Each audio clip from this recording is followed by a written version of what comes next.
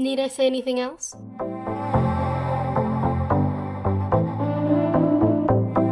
Hey everybody, welcome to my channel. If you are new, feel free to subscribe. If you're returning, welcome back. I am Maya, and today we are going to be talking about the novel The Night Circus by Erin Morgenstern and how it relates to NaNoWriMo, which is short for National Novel Writing Month, if you were unfamiliar, as I was. The Night Circus is a very heavily atmospheric book that follows the setting of a circus that only appears in towns at night and is only open from dusk until dawn. It serves as a venue for a competition between two of the people involved within it. But what happens when the competitors in the duel, the game, etc., what happens when they fall in love? Well, that is what this book is all about. Let's start off with what I really loved about this book, because I did love it. It will definitely be one of my favorite books I've read this year, and I gave it a solid 4 out of 5 stars. Something this book does marvelously is capture an atmosphere. It's very atmospheric, it has a lot of ambiance, and that really adds just to the whimsy and dreamy nature of the story. The Night Circus itself is a circus composed of multiple tents, all of which are striped in black and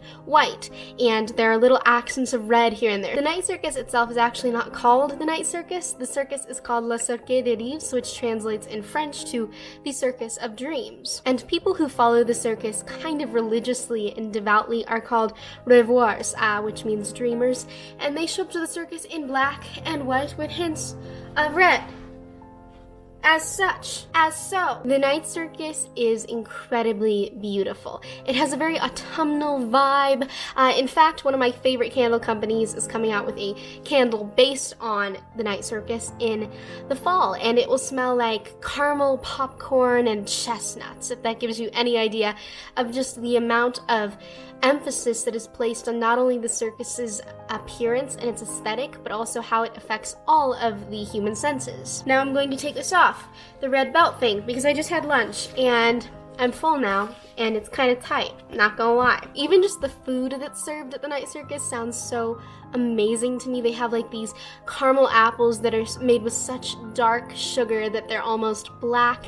They have popcorn, they have magical little cakes, all sorts of wonderful, wonderful things that will make you very hungry. There's also just this eternal smell of wood smoke and fall and Halloween and spices, and it just sounds fantastic to me. But it is not just the circus itself in setting that is magical. What happens at the circus is also magical. Although a lot of the employees of the circus pull off their performances as though they are just circus performances, there's actually a little bit of real magic hidden in there, which again, it just adds just to the wild, fantastical, lucid dream sort of feeling you get when reading The Night Circus. The illusionist's illusions are not all illusions. Some of them are actually really happening right in front of your very eyes. Yes, indeed. I really loved Erin Morgenstern's writing style. She does have very flowery language, which is a pet peeve of some people's. I actually enjoy it if it adds to the story, which in this case I felt it did. Again, it just compounded on the whimsy. Another interesting thing that Morgenstern does in this book is switch between second person and third person.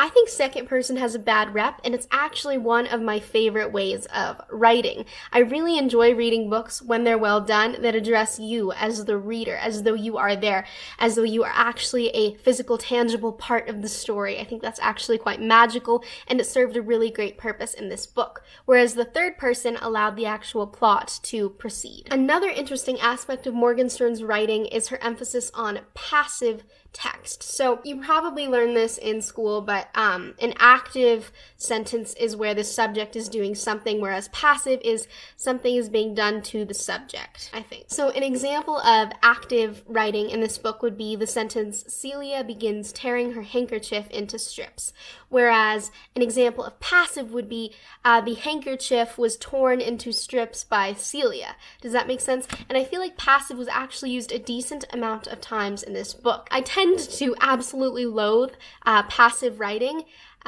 because I may or may not have read On Writing by Stephen King in my younger and more vulnerable years.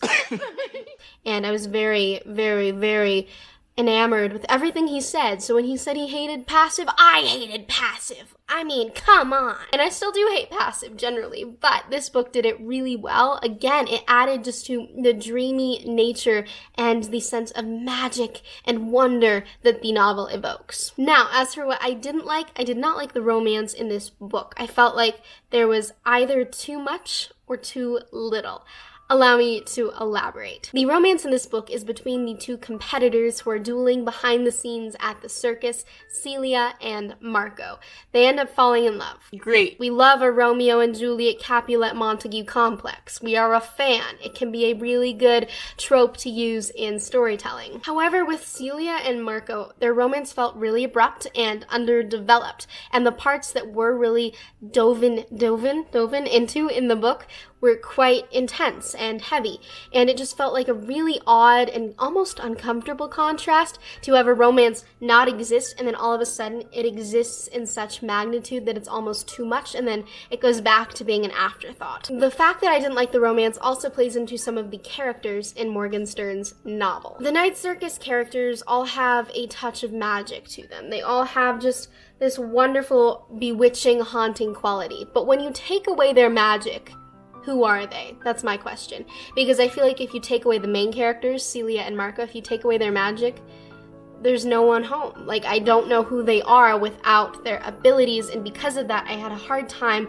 for them falling for the person rather than the ability. Apart from the romance, another element of the Night Circus I wasn't a fan of was the pacing. And this is where our discussion of NaNoWriMo, National Novel Writing Month, comes in. If you are unfamiliar with National Novel Writing Month, it is more of an event actually that takes place in the month of November, which is National Novel Writing Month, funnily enough. And the aim of NaNoWriMo is to write a 5,000 word book in 30 days, which is a little intense, but it does actually depend on who you are, your perspective on writing, and how fast you are able to come up with story ideas. NaNoWriMo encourages brainstorming beforehand so that when it comes to the actual month, you're able to just flesh out your story in the given number of days with the given number of words or more. So Erin Morgenstern wrote The Night Circus, which is about a 11 page book in 30 days. This does not, of course, include final editing and things like that. Those all are allowed to come afterwards. I think that NaNoWriMo can be amazing for inspiring writers to develop a writing habit.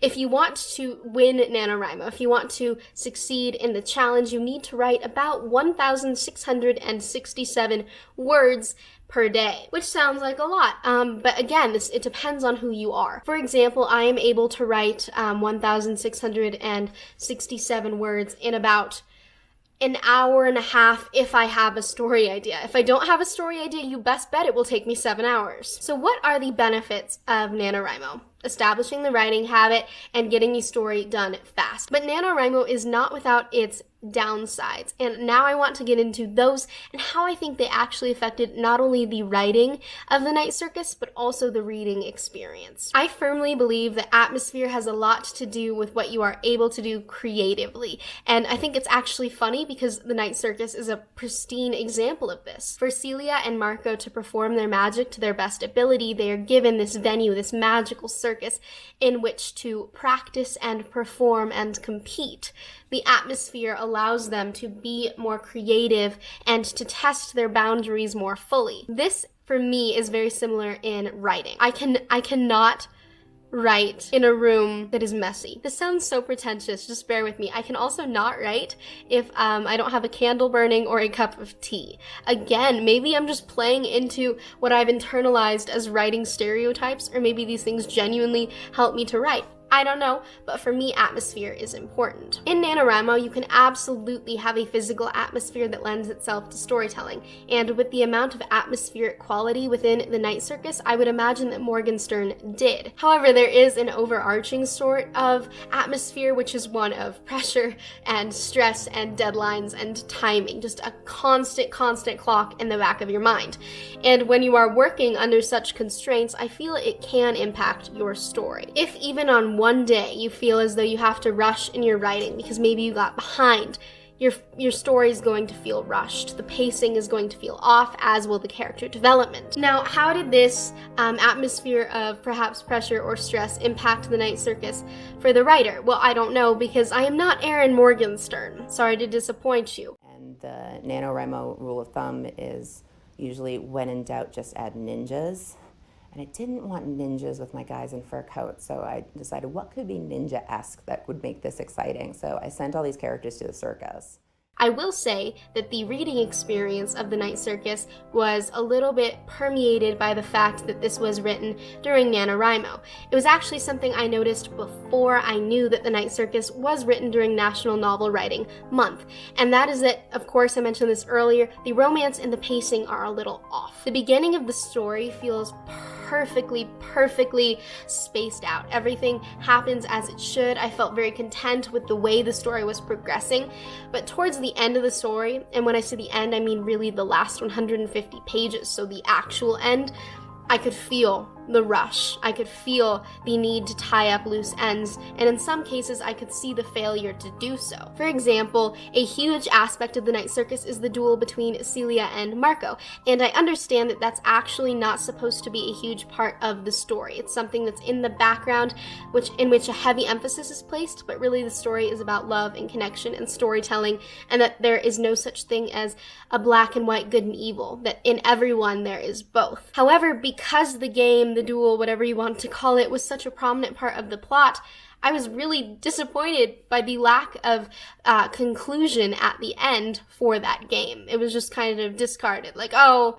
it's not ended, it's still kind of like it fell into a loophole, and it just not my fave. Not a fan. Celia and Marco just don't have a connection to me other than the fact that they were meant to be, and I'm not a fan of that trope. I'm not a fan of soulmates or the one true love. I don't believe in that in real life, and when it's not executed well and paced well in fiction, I have a really difficult time suspending my disbelief. It also just happened. Like, I snapped my fingers and it happened. And although the book is set in different time periods, which could excuse the fact that it just happened, because there's a lot that happened maybe behind the scenes that we didn't get to see, it just felt unresolved, and I was disappointed by it. Honestly, it actually, in my opinion, downgraded the book that I originally thought I would give 5 stars to. Simply put, I just think it's really interesting to consider books in particular in the essence of where and how they were written. How did they come to be, under what terms,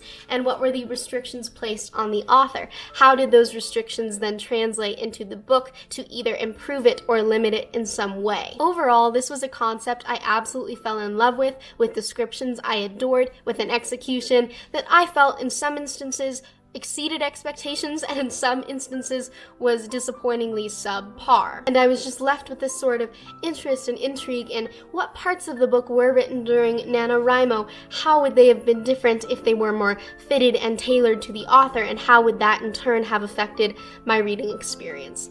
All that said, I really adored this book. This is very well loved on BookTube, my friend Jenna's favorite book of all time, and I actually will be creating a readathon centered around the Night Circus. Announcement on that will be coming hopefully soon. Actually, I'm going to tell you a little about it just to get you kind of excited. I feel like it might just be me this time. It's totally cool. I am a very small booktuber, but if you want to join me on this, that would be awesome. Essentially, I'm going to have different reading prompts correlate with different tents within the Night Circus. And if this does become an annual readathon I host, every year there will be different tents that the prompts are based on, because it's said that the Night Circus is constantly expanding, and you really never know if you've experienced the entirety of it because it's so large in not only magnitude but also in concept. Thank you all so much for watching this video. I hope you enjoyed.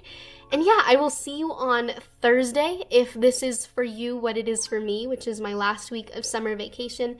I hope you're staying safe and happy and healthy. And yeah, until then.